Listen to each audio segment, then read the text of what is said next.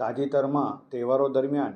આણંદ જિલ્લામાં કોઈ અનિચ્છનીય બનાવ ન બને અને કાયદો અને વ્યવસ્થાની પરિસ્થિતિ યથાવત જળવાઈ રહે તે માટે અસામાજિક તત્વોના વિરુદ્ધમાં કાયદેસરની કાર્યવાહી કરવા માટે પોલીસ અધિક્ષક શ્રી જીજી જસાણી સાહેબે જિલ્લાના તમામ અધિકારીઓને સૂચના આપેલી, જે અનુસંધાને એલસીબીમાં ફરજ બજાવતા પોલીસ ઇન્સ્પેક્ટર HR ભણભટ્ટ તથા પાવરા સાહેબે આ બાબતે વર્કઆઉટ હાથ ધરેલ. ગઈ તારીખ 1/4/2025ના રોજ એલસીબીમાં ફરજ બજાવતા પાવરા સાહેબને બાતમી હકીકત મળેલ કે આણંદ શહેરના ખંભાત તરફ જતા રેલવે ટ્રેક પાસે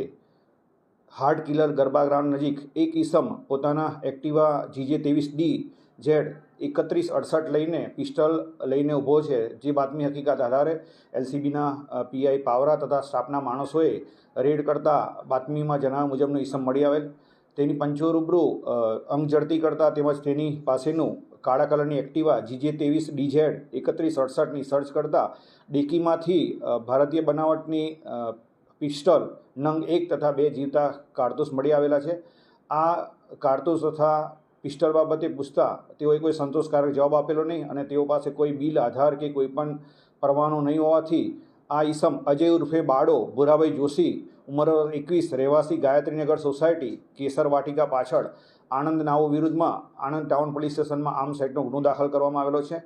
સદર ઈસમે આ હથિયાર ક્યાંથી મેળવેલું છે તે બાબતે પૂછપરછ કરતા આજથી 4 વર્ષ પહેલાં રાજસ્થાનના વતની સુરેશભાઈ પાસેથી આ હથિયાર મેળવેલ હોવાની પ્રાથમિક દ્રષ્ટિએ હકીકત જણાવેલ છે, જેની આગળની તપાસ તજવીજ હાથ ધરેલ છે.